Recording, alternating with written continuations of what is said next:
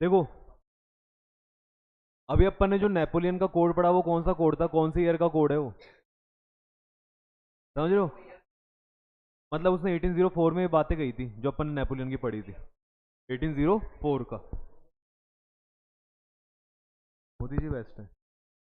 अब देखो आगे, अब थोड़ी सी अपन कहानी कब की पढ़ने वाले हैं, 1815 की, तो आपको थोड़ा सा आइडिया रहना चाहिए कि अपन कौन से ईयर के अंदर ये चल रहे हैं।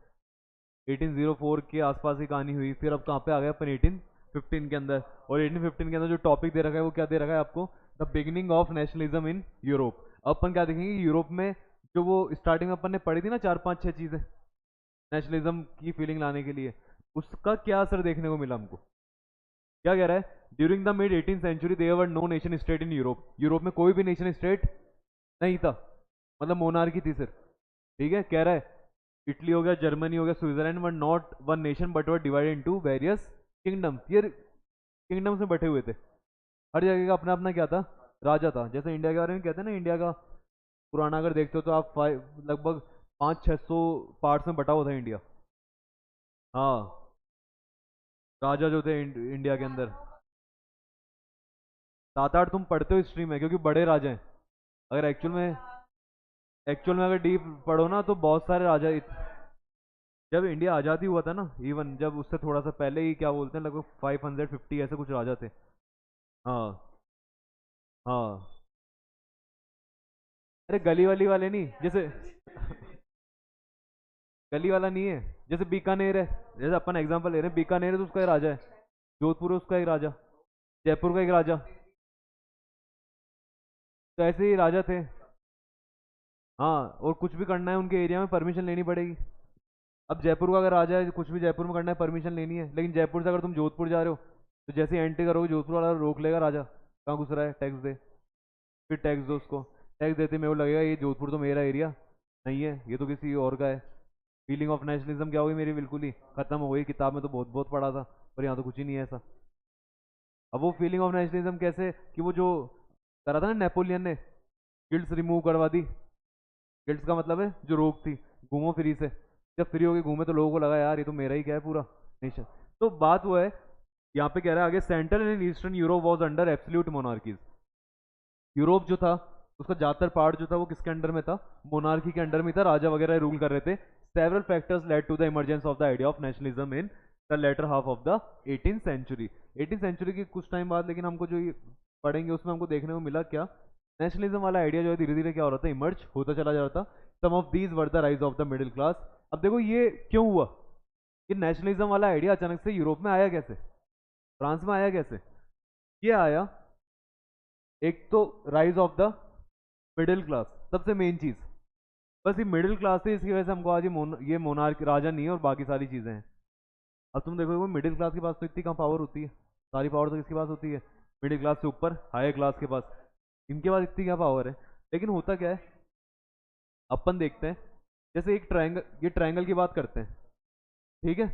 इस ट्रायंगल को अगर अपन देखेंगे ना, मैं इसको ऐसे 3 पार्ट में डिवाइड कर देता हूँ। ऊपर वाली कौन सी क्लास हो गई, ये कौन सी हो गई, और ये कौन सी हो गई। अब लोअर क्लास में कौन आ गए आपके, एक तो वर्किंग, काम धंधे करने वाले, रोज की मजदूरी करने वाले। और एक कौन हो गए यहाँ पे, पीजेंट्स।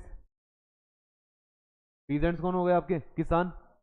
तो किसान और ये रोज की मजदूरी करने वाले थे ना, ये कौन थे आपके, लोअर क्लास के लोग थे। पैसा वैसा था नहीं, जितना कमाया उतना खाया।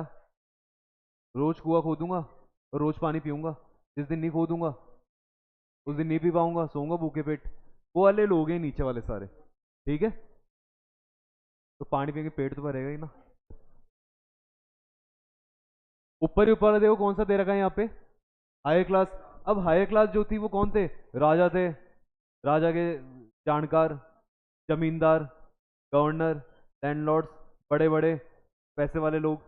लेकिन ये ट्रायंगल बनाने का मेरा क्या सेंस था यहाँ पे, देखो ये अमाउंट क्या है, बहुत ज़्यादा कम है।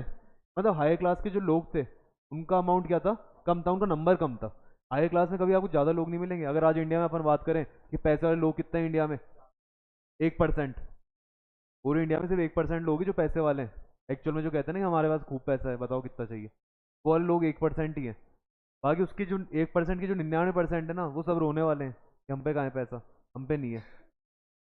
और एक्चुअल में अगर उसमें भी देखें ना, तो लगभग 50% जो लोग हैं वो कौन से वाली कैटेगरी में बैठे हैं, 50 भी नहीं, लगभग 60% लोग जो है कौन सी कैटेगरी के अंदर है, लोअर क्लास में। ठीक है। लेकिन अगर मैं बात करूं उस वाले टाइम की जब राजा हुआ करते थे, तो राजा के टाइम पे क्या नहीं, मिडिल क्लास नहीं थी, दो ही क्लास चलती थी, या तो हायर क्लास होती थी या कौन सी होती थी। अब तुम खुद समझ जाओ, अगर ये 1% है तो लोअर क्लास कितनी परसेंट हो गई, 99%। क्यों मिडिल क्लास नहीं थी? अरे मिडिल क्लास वाले लोग होते कौन है ये बताओ पहले। अगर बीच वाले जिनके पास पैसा है और वो उससे अपना गुजारा कर रहे हैं और सही से जिंदगी जी रहे हैं, इतना भी नहीं है कि लोग, हाँ, भरा पड़ा है उनके पास, नहीं। ठीक है। ये जो एक्चुअल में लोग थे ना, ये कौन आए देखो, ये हुए आपके जैसे लॉयर, डॉक्टर, टीचर हो गया, समझ रहे हो? ये तो वो लोग आएंगे, ये वो लोग हैं जो कमा रहे हैं, बढ़िया कमा रहे हैं और आराम से रह रहे हैं।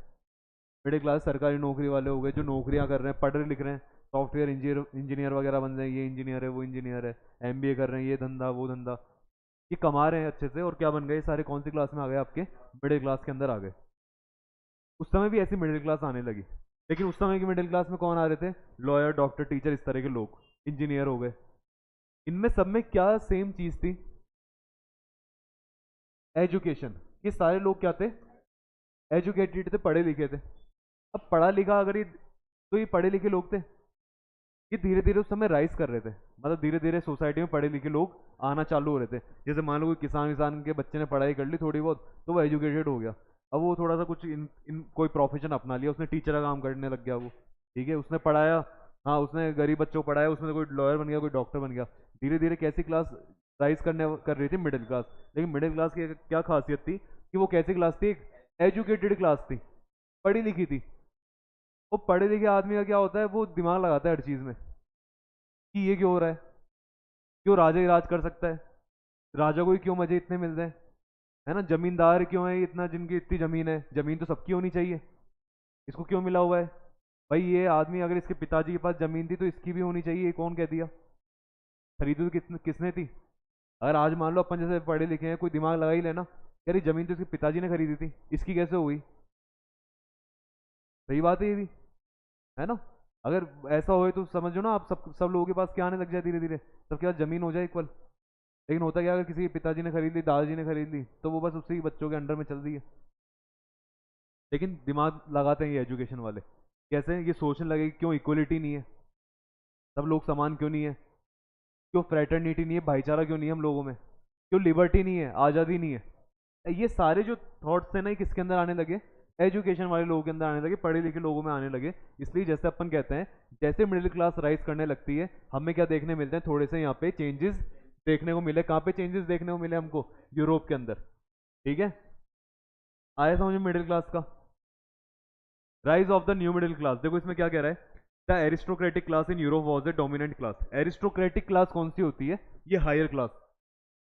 हायर क्लास तो मैंने वर्ड लिया यहाँ पे यूज में, पर आप जब इसको पढ़ोगे चैप्टर को, आप उस क्लास को क्या कहोगे, एरिस्टोक्रेटिक क्लास। उससे नीचे वाली कौन सी हो गई, मिडिल क्लास। और उससे नीचे वाले कौन हो गए, वर्कर्स और पीजेंट्स। आप ये वर्ड यूज में लोगे यहाँ पे। कह रहा है the aristocratic class in Europe was a dominant class but it was comprised of only few people. सही बात है, मैंने कहा कुछ ही लोग थे, 1% लोग ही थे वहाँ पे। Most of the people in Europe were peasants. ज्यादातर कौन थे, वो लोअर की बात कर रहा है, किसान थे। The industrial revolution resulted in emergence of the labour और वर्किंग क्लास। थोड़ी बहुत कहीं पे इंडस्ट्री खुली, उसकी वजह से वहाँ पे एक क्लास आने लगी वर्किंग, पर वो भी किस में थी, लोअर में ही थी। उनके पास भी कोई पैसा नहीं था, रोज कमाओ रोज खाओ। Many small industries, businessman and professionals who form the middle class. लेकिन एक नई हमको क्या देखने को मिला, स्मॉल इंडस्ट्रीज, छोटे छोटे इंडस्ट्री खुलने लगी, बिजनेसमैन आने लगे, ये पढ़े लिखे लोग थे थोड़े। प्रोफेशनल्स, प्रोफेशनल्स कौन हो गए, जिन्होंने कोई प्रोफेशनल कोर्स कर रखा है, कहीं का कोर्स कर रखा है, लॉयर का, डॉक्टर का, टीचर का। इन लोगों से मिलकर क्या बनने लगी, मिडिल क्लास। और मिडिल क्लास जो थी ना, ये थोड़ी सी प्रोमिनेंस में आने लगी, मतलब ये लोग सोचने समझने लगे, ये क्यों हो रहा है, वो क्यों हो रहा है, करने लगे। These classes supported the abolition of aristocratic privileges, demanded equality and advocated the idea of nationalism। और ये जो मिडिल क्लास है ना, इसने ही सबसे पहले बार कहा कि खत्म करो मोनार्की और क्या लेकर आओ, नेशनलिज्म लेकर आओ। यही आइडिया देने लगे। और ऐसे इंडिया में भी हुआ। इंडिया में क्या था, इंडिया के अंदर भी ब्रिटिशर्स इसलिए राज कर पाए अच्छे से क्योंकि इंडिया के सारे लोग कहीं के अंदर थे। लेकिन ब्रिटिश, हाँ लेकिन ब्रिटिशर्स ने क्या करी, खुद के पैर पे खुद ही कुल्हाड़ी मारी। कैसे? उन्होंने क्या करा, उन्होंने इंट्रोड्यूस कराया एजुकेशन सिस्टम इंडिया में। उन्होंने कहा हम इंडिया के लोगों को क्या देंगे, एजुकेशन देंगे, ताकि ये लोग थोड़े पढ़े लिखे और हमारे काम आ सके। क्योंकि ब्रिटिश चाहते थे यार हमारा इतना जो धंधा फैला हुआ है तो हमको काम करने के लिए थोड़े पढ़े लिखे लोग चाहिए, ये इंडियंस ही हमारे काम आ जाए, तो सस्ते में हमारा काम कर देंगे। तो उन्होंने क्या कहा, इंडियंस के लिए एजुकेशन स्टार्ट कराई। लेकिन उन्होंने एजुकेशन स्टार्ट कराई इंग्लिश मीडियम में, क्योंकि वो चाहते थे कि ये हमारी लैंग्वेज में पढ़े। हमको संस्कृत हिंदी वगैरह इन चीज़ों से मतलब नहीं है, ये हमारी लैंग्वेज ही पढ़े। उन्होंने इंग्लिश में पढ़ाया इंडियंस को। इंडियंस थोड़ा पढ़ने लगे, यूनिवर्सिटी खोली, कॉलेजेस वगैरह खोले, इंडियंस पढ़ने लगे। कुछ अगर इंडियंस अच्छा पढ़ रहे थे तो उनको स्कॉलरशिप पे कहाँ भेज देते थे, वो इंडिया से बाहर ब्रिटेन जाते थे। ये ब्रिटेन की यूनिवर्सिटी में पढ़ाई करते थे। अब ब्रिटेन जब जाके पढ़ते थे तो वहाँ पे इनको कोई, मान लो कौन सी कहाँ की बुक हाथ लग गई, इनके फ्रांस की बुक हाथ लग गई कोई, जो किसी फ्रांस के रिवोल्यूशनरीज ने लिख रखी है, वो हाथ लग गई बुक, उसने उसको पढ़ ली। पढ़ने वाला उसको आइडिया है यार कितनी भयंकर चीज़ है, हमारे इंडिया भी किस हाल के अंदर है, फ्रांस वाली कंडीशन में ही है। लेकिन फ्रांस तो आज क्या हो रखा है, एकदम बढ़िया हो रखा है, सारी चीज़ें बढ़िया है। तो हम भी हमारे इंडिया में क्या कर सकते हैं, चेंज ला सकते हैं। वो पढ़े लिखे लोग कहाँ पे आते हैं फिर, इंडिया में आके फिर वो चीज़ें स्टार्ट करते हैं। कहते हैं ना गांधी जी भी क्या थे, लॉयर थे, पढ़े लिखे थे, सारी चीज़। हाँ साउथ अफ्रीका में ये अपनी प्रैक्टिस कर रहे थे लॉयर की। इंडिया में इनको बुलाया, इन्होंने इंडिया में आके हालत देखी कि इंडिया की हालत भी खराब है, इन्होंने फिर इंडिया को सही करा। तो ये जरूरी है, यहाँ पे ये बताया गया है कि मिडिल क्लास जो थी उसमें मेन चीज़ क्या थी, एजुकेशन थी। और इंडिया में भी ये फिर चीज़ देखने को मिलती है हमें।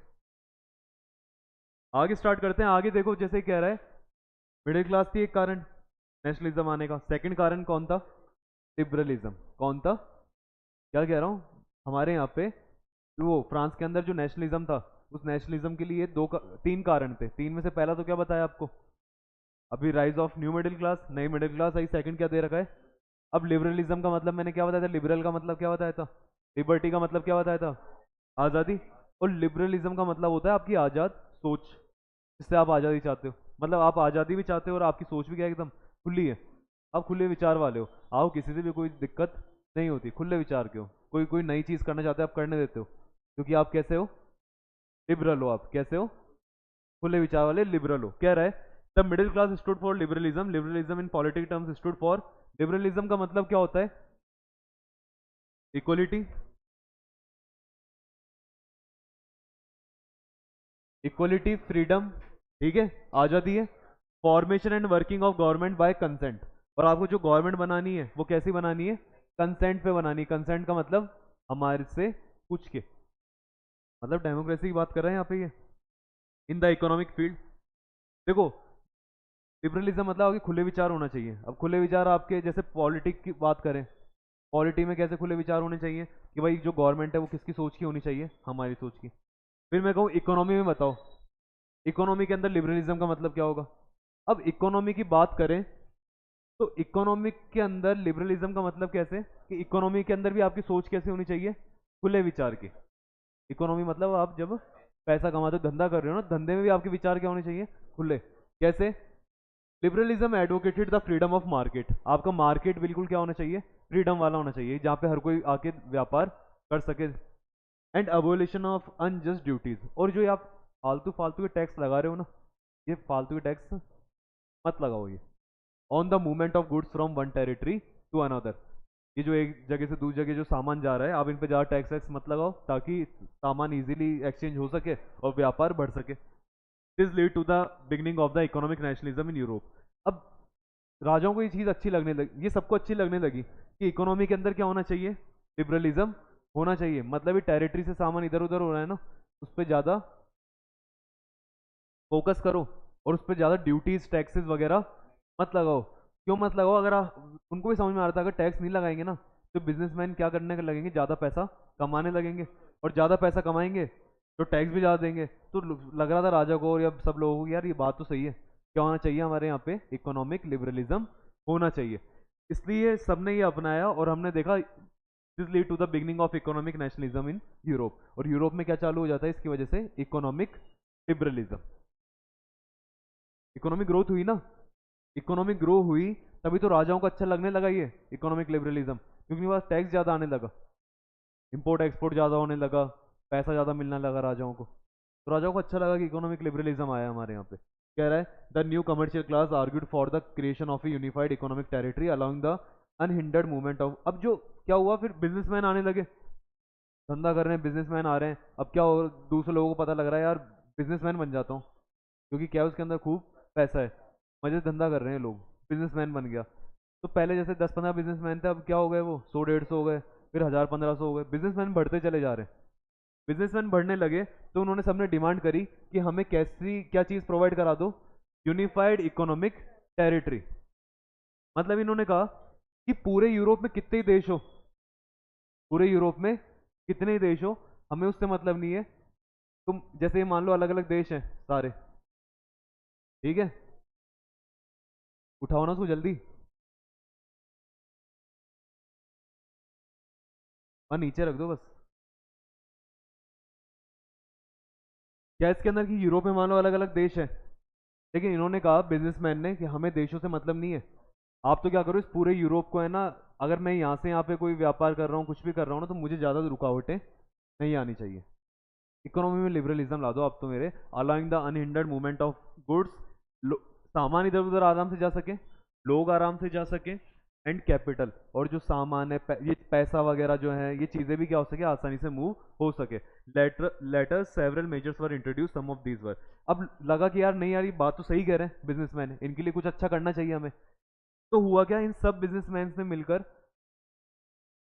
कहा, और इसकी वजह से रूसिया जो देश है, इस कौन सा, रूसिया, उसने क्या करा 1830, रूसिया जो, नहीं ये रशिया का पार्ट था पहले, मतलब रशिया से अलग होके फिर ये अब नया उसके अंदर आ गया, ये रूसिया हो गया, पोलैंड वाला और रशिया वाला पार्ट। हाँ, पोलैंड और रशिया का मिक्स है। क्या लगा दूं, रूसिया जर्मन, रशिया, रशिया से पास पोलैंड, पोलैंड से पास जर्मनी। अब बात यह है कि कोई तुमको चीजें बता रहा हूँ, इसमें क्या होता है, मिक्स होता रहता है। कोई राजा ने मान लिया हल्का सही वाला हिस्सा जीत लिया, तो ये पोलैंड वाला किस में आ गया, जर्मनी में, रशिया वाले ने यहाँ तक लगा दिया, तो पोलैंड किस में चला गया, रशिया में। ये ऐसे एक्सचेंज होते रहते थे। हमको तो समझना है कि तीनों लाइन से यही है। तो हुआ क्या, रूसिया ने इनिशिएटिव लिया कि यार मदद करी जाए इन बिजनेसमैन की। हम क्या करते हैं, इनके लिए कौन सी सोसाइटी, एक ग्रुप बना देते हैं इनका, और उस ग्रुप का क्या नाम रख देते हैं, जोल्वेरियन, है ना। क्या नाम रख देते हैं उस ग्रुप का, जोल्वेरियन। और जोल्वेरियन ने क्या करा, several German state join this union, और पूरे यूरोपियन देशों का कि आप है ना जोल्वेरियन ग्रुप को ज्वाइन कर लो। जोल्वेरियन ग्रुप को ज्वाइन करने के लिए इसलिए कहा कि जैसे मान लो, वही बात हो गई कि पूरा यूरोप था, यूरोप में मान लो इस देश ने, इसने कह दिया कि हम चारों ज्वाइन कर रहे हैं। किसको ज्वाइन कर रहे हैं हम, जोल्वेरियन को। सबने नहीं करा, इन चार ने कहा कि हम ज्वाइन कर रहे हैं। इसकी वजह से क्या हुआ, the union abolish tariff barriers and reduce the number of currencies from over 30 to 2। इससे देखो पहला फायदा क्या हुआ, इन्होंने कहा कि जिस भी कंट्री ने हमें ज्वाइन करा है, वहां पे अब कुछ भी क्या नहीं लगेंगे, टैरिफ बैरियर। टैरिफ का मतलब है टैक्स वगैरह वाली रुकावटें जो हो रही थी ना, टैक्स दे दो, फिर इधर गया टैक्स दे दो, अगली टेरिटरी में गया टैक्स दे दो, वो सारा क्या कर दो, बंद हो जाएगा अब से। अब आप एक जगह चलोगे, दूसरी जगह जहाँ पहुंचोगे, बस आपको वहीं टैक्स देना रहेगा। बिजनेसमैन को फायदा हुआ। सेकंड, करेंसियां जो है वो 30 से सिर्फ कितनी रह गई, दो। पहले हर जगह की अलग करेंसी थी, अगर जैसे यहाँ की मान लो अलग करेंसी चल रही है, यहाँ की अलग चल रही है। अब मुझे यहाँ से वहाँ पे व्यापार करना है, मान लो यहाँ तो रुपए चल रहे हैं इस वाले में तो, लेकिन वहाँ पे क्या चल रहे हैं, वहाँ डॉलर चल रहे हैं। अब मैं वहाँ जाके व्यापार करूँगा, वहाँ जाके अपना सामान दूंगा, तो उसके बदले मुझे वहाँ से क्या मिलेंगे, डॉलर। अब मैं इंडिया में उस डॉलर का करूँगा क्या, और इंडिया में उस डॉलर का कुछ नहीं करूँगा। मान लो मैं अपना जो कच्चा सामान है वो इससे मंगाता हूँ, तो इसके पास डॉलर नहीं चलते, इसके पास यूरो चलते हैं। क्या चलते हैं इसके पास, यूरो। तो ये डॉलर लेगा क्या, तो कोई मतलब ही नहीं था ना यहाँ पे। इसलिए क्या करा इन्होंने, कहा कि जो अलग अलग इतनी सारी करेंसियां बटी हुई है ना, इनको सबको क्या कर दो, कितनी करेंसी हो रखी है हमारे पूरे यूरोप में, 30 सिर्फ कितनी कर दो उसको, दो ही कर दो, ताकि सबकी सेम करेंसी हो जाएगी, तो व्यापार जो बिजनेस है वो क्या हो जाएगा आपका, ईजी हो जाएगा। किसने करवाया ये, किसने, कौन से कंट्री ने चालू करवाया था, प्रूशिया ने। The introduction of railway created mobility leading to the national unification. और इन्होंने क्या करा, इन्होंने कहा कि रेलवे बढ़ाई जाए, रेलवे बढ़ जाएगी तो फायदा होएगा। जैसे आज इंडिया के अंदर फायदा है रेलवे बढ़ने से, कैसे? ट्रांसपोर्ट हो रहा है सामान केरल से यहाँ पे आ रहा है, राजस्थान में, राजस्थान से कहाँ जा रहा है, और आदमी भी ट्रांसपोर्ट हो रहा है, आदमी वहां से यहाँ आ रहा है, यहाँ से वहां जा रहा है। जब पीपल इधर से उधर जाएंगे, आदमी इधर से उधर जाएगा, तो उनकी जो आइडियाज है, जो कल्चर है, जो सोच है, वो भी क्या होंगे, इधर से उधर ट्रांसपोर्ट होंगे। और जब हम केरल वाले की बात सुनेंगे और वो हमारी बात सुनेगा, मेल मिलाप होएगा थोड़ा सा, तो हमें लगेगा कि यार वो और हम लोग क्या है, सेम से ही है, और कहीं ना कहीं हमारा जो आइडेंटिटी है वो क्या है, हमारी कलेक्टिव है। कलेक्टिव मतलब सेम ही है। आई बात समझ में? तो इसलिए रेलवे जो है ये इसके अंदर हेल्प कर रही थी उनकी नेशनल यूनिफिकेशन के अंदर। आई कह रहा है the creation of network of railway further stimulated mobility harnessing economic interest to national unification. Railway इन्होंने क्यों चालू करवाई थी? रेलवे इसलिए चालू नहीं करवाई थी कि सब लोगों में नेशनलिज्म आ जाए। ये तो बिजनेसमैन वाले लोग हैं जो कि धंधा करने के हिसाब से सोच रहे थे। ये तो क्यों रेलवे चालू करवाए थे कि सामान इधर से उधर होके ट्रांसपोर्ट होए इजीली और हमको पैसा क्या मिले, ज़्यादा से ज़्यादा। पर इनको नहीं पता था कि सामान के साथ साथ लोग भी इधर से उधर क्या होंगे, ट्रांसपोर्ट होंगे, और इसकी वजह से क्या बढ़ने लग जाएगा हमारे यहाँ पे, नेशनल यूनिफिकेशन। तो इन्होंने सोच के तो ये करवाया था कि धंधा बढ़ेगा, धंधा तो बढ़ा ही बढ़ा, लेकिन लोगों में क्या भी आने लगा, धीरे धीरे नेशनल यूनिफिकेशन आने लगा। समझे बात को? तो we find that a wave of economic nationalism strength. तो बात ये समझना है यहाँ पे, अपन क्या पढ़ रहे थे इसके अंदर, अपन ने चालू करा है टॉपिक किससे, लिबरलिज्म से। लिबरलिज्म मतलब खुले विचार वाले जो अपन पढ़ रहे थे। लेकिन अपन ने इसमें मेन, इस टॉपिक के अंदर मेन जो चीज पे फोकस करा वो किस पे करा, इकोनॉमी पे करा। और ये बताया कि शुरुआत कहीं से हुई थी, बिजनेसमैनों ने शुरुआत करी कि हमको सिर्फ धंधा करना है अच्छे से, लेकिन उनके इसकी वजह से धीरे धीरे क्या होने लग गया, वो जो इकोनॉमिक नेशनलिज्म, जो इकोनॉमिक के अंदर वो सोच रहे थे, वो आगे जाके कहीं में कन्वर्ट होने लग गई, चीज़ें नेशनलिज्म में कन्वर्ट होने लगी। लोग इधर उधर जाने लगे, व्यापार करने लगे, उन्हें अच्छा लगने लगा कि ये जगह भी हमारी है, वो भी हमारी है ना। तो इस तरह से उनमें फिर नेशनलिज्म वाली फीलिंग आने लगी, और आगे कह रहा है उनके जो नेशनलिस्ट वाले सेंटिमेंट्स थे वो बढ़ने लगे धीरे धीरे। आए वाला टॉपिक समझ में? और इसका देखो तीसरा एक वाला पार्ट देखो, और इसका तीसरा पार्ट क्या कह रहा है, और यूरोप के अंदर जो नेशनलिज्म आया, और उसका तीसरा कारण क्या था, rise of new conservatism and it's opposition by the people. अब देखो कंजर्वेटिज्म क्या होता है, इस वर्ड को समझते हैं। कंजर्वेटिव्स क्या होते हैं? कंजर्वेटिज्म तो एक सोच है, और उस सोच को रखने वाले लोग क्या कहलाते हैं, कंजर्वेटिव्स कहलाते हैं। नाम से पता लग रहा है हमें, कंजर्वेटिव, कंजर्व करके रखते हैं चीज़ों को, जो ऐसी है वैसे ही बना के रखना चाहते हैं। तो कंजर्वेटिव लोग कौन से हैं कि जो चीज़ें पहले चलती आ रही है, हम बस इस चीज़ को वैसा ही बना के रखना चाहते हैं, वो कंजर्वेटिव हो गए। जैसे कि अगर मैं राजा के राज था, तो अब मुझे कौन सा राज पसंद है कि राजा ही राज करे, यार यही चलना चाहिए, इसमें कोई चेंज वगैरह नहीं होना चाहिए। वो कंजर्वेटिव सोच वाले लोग हो गए। क्या कह रहा है, after the defeat of Napoleon there was a rise of new conservatism. Napoleon तो हार गया था, है ना। नेपोलियन को हरने के बाद में एक नया कंजर्वेटिज्म आने लगा। क्या था ये देखो, इसमें कह रहा है कंजर्वेटिव, जो कंजर्वेटिव से दो पार्ट में डिवाइड करा। They were of the opinion that the traditional institutions, ये समझाया मैंने तुमको। कंजर्वेटिव्स क्या कहते थे, ये कहते थे जो ट्रेडिशनल इंस्टीट्यूशंस है, जो ट्रेडिशनल चीजें हैं जो पहले चलती आ रही है, ऑफ स्टेट एंड सोसाइटी, जैसे कि मोनार्की हो गई, चर्च हो गया, सोशल हायरार्कीज। सोशल हायरार्कीज मतलब राजा का बेटा ही क्या बनेगा, जमींदार का बेटा जमींदार। Property and family should be preserved, ऐसे कैसे रहे, इनमें कोई भी चेंज मत लेकर आओ। समझ रहे हो? ये कंजर्वेटिव्स कहते थे, जो बिल्कुल कंजर्वेटिव है, कट्टर सोच वाले कि मैं तो हाँ कंजर्वेटिव ही हूँ, मैं बिल्कुल भी चेंज बिल्कुल भी नहीं चाहता, थोड़ा भी नहीं चाहता। लेकिन जिन्होंने कहा ना हाँ थोड़ा सा क्या लेकर आ जाओ, चेंज लेकर आ जाओ, पूरा मत लाओ, सिर्फ 10% ले आओ, जो कह रहे हैं पूरा लिया 100%, वो तो अभी तुमने पढ़ लिया। वो लोग तो कौन थे आपके, लिबरल थे ना, खुली सोच वाले कि लाओ जो चेंज लाने। लेकिन जिन्होंने कहा ना कि सिर्फ, और जिन्होंने कहा नहीं कुछ भी नहीं आएगा, 100% जो था वो ही रहेगा, वो कौन हो गए आपके कंजर्वेटिव। लेकिन जिन्होंने कहा सिर्फ कितना लिया, वो आपके कौन बन गए, न्यू कंजर्वेटिव। जो थोड़े से नए हल्के से, जिन्होंने कहा ठीक है थोड़ा बहुत चेंज कर लो, वो न्यू कंजर्वेटिव्स आ गए। तो आगे कह रहा है did not propose a return. अभी ये जो है न्यू कंजर्वेटिव्स, ये क्या कहते थे, देखो इसके अंदर क्या कह रहा है, did not propose a return to the society of pre revolutionaries days. ये कहते थे कि जो रिवॉल्यूशन से पहले की सोसाइटी थी जो पुराना समय है, मैं नहीं कह रहा एज इट इज वैसा ही हो, लेकिन but realise that modernisation could in fact certain traditional institution like the monarchy. ये कहते थे मॉडर्नाइजेशन तो लेकर आओ, लेकिन क्योंकि उससे किसकी हेल्प हो जाएगी, मोनार्की की।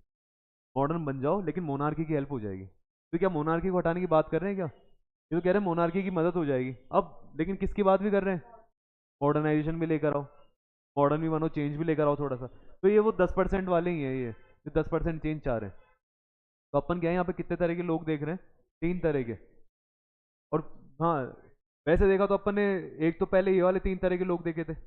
एक तो हायर क्लास थी जिसको एरिस्टोक्रेसी क्लास का, और ये कौन सी हो गई आपकी लोअर क्लास। और अपन ने अब 3 तरह के पढ़े यहाँ पे। पहले वाले कौन थे, लिबरल, खुली सोच वाले। फिर कौन आ गए, कंजर्वेटिव, जो बिल्कुल भी चेंज नहीं चाहते। लेकिन एक नए वाले आए, न्यू कंजर्वेटिव, फिर थोड़ा वो चेंज चाहते हैं कि ठीक है मॉडर्नाइजेशन ले आओ, पर ताकि मोनार्की की क्या हो जाएगी, हेल्प हो जाएगी। आया यहाँ तक समझ में।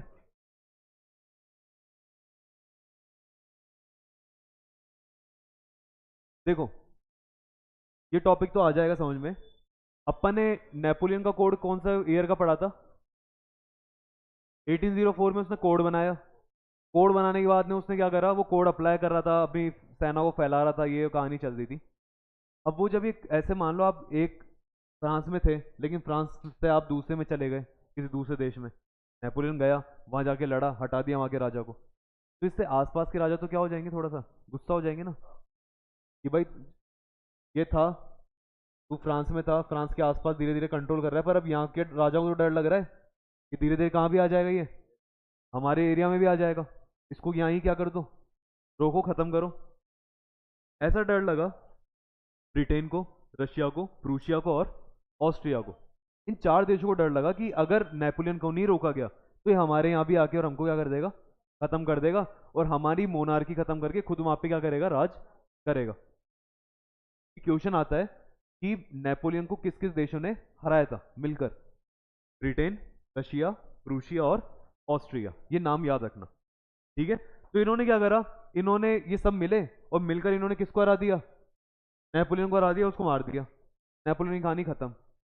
अब जैसे इन्होंने नेपोलियन को हराया, तो नेपोलियन को हराने के बाद अभी क्या देखे, यार ये नेपोलियन का फ्रांस वाला तो खाली पड़ा है, कोई है ही नहीं यहाँ तो, अब क्योंकि नेपोलियन तो हार गया।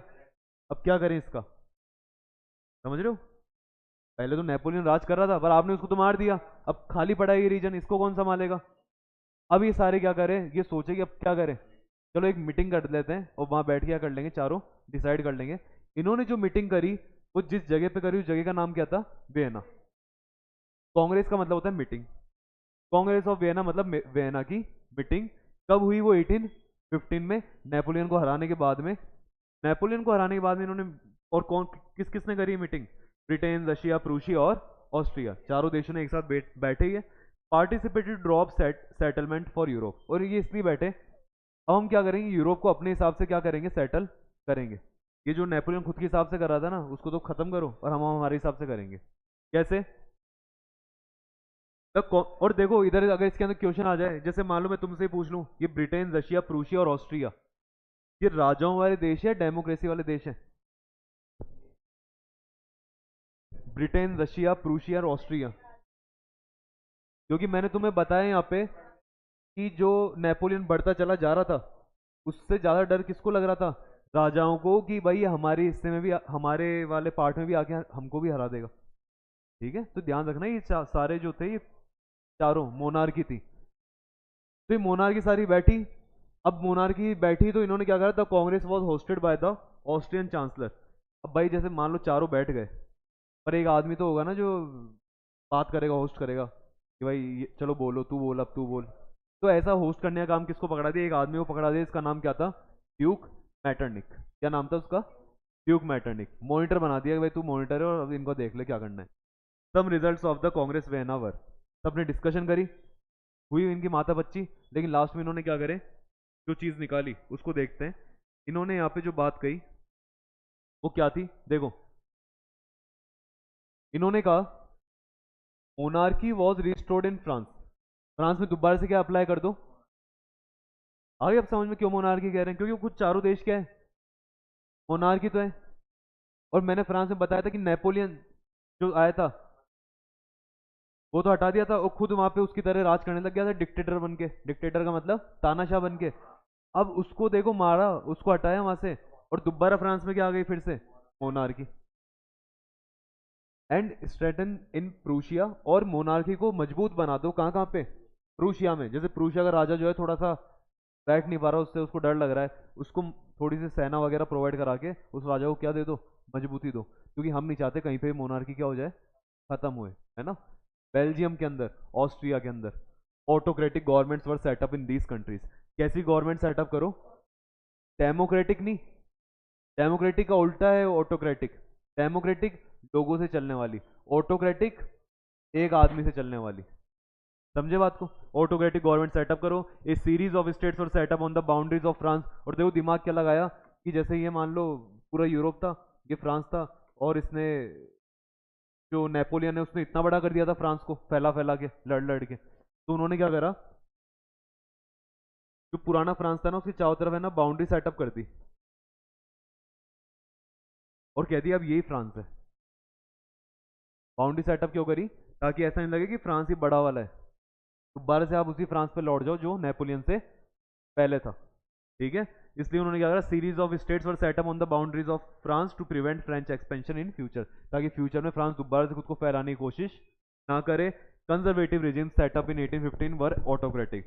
तो हमको क्या देखने को मिला दोबारा से, कि फ्रांस में फिर से जो गवर्नमेंट आई वो किस तरह की गवर्नमेंट आती है वहाँ पे, autocratic. They did not tolerate dissent and impose censorship. और इन्होंने भी क्या लगा दी वहाँ पे, कि कोई अब डिक्टेट, कोई भी इसकी बात नहीं करेगा, डेमोक्रेसी की, इक्वलिटी की, फ्रेटर्निटी की, आवाज़ ही नहीं आनी चाहिए कहीं से भी। किसकी बातें होनी चाहिए, सिर्फ मोनार्की की, राजा की, जो वो वाली बातें हैं सारी। On these materials and articles.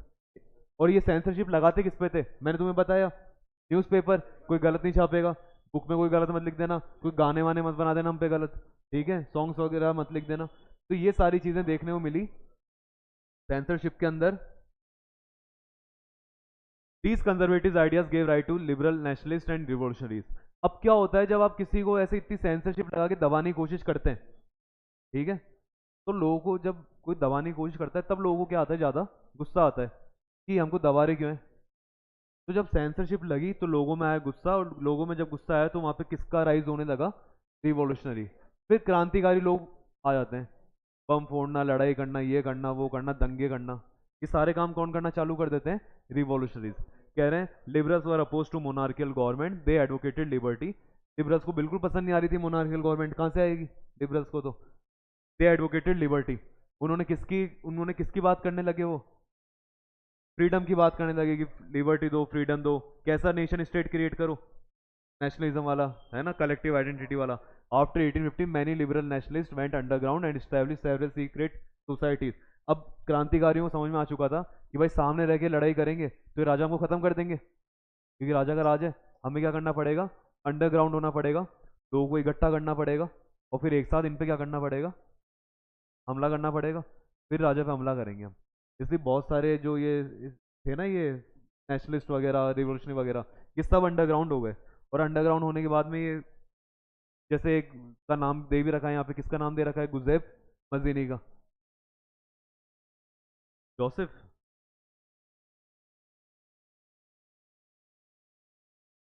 गुज़ैफ भी था, मैं तो गुज़ैफ भी पढ़ा था।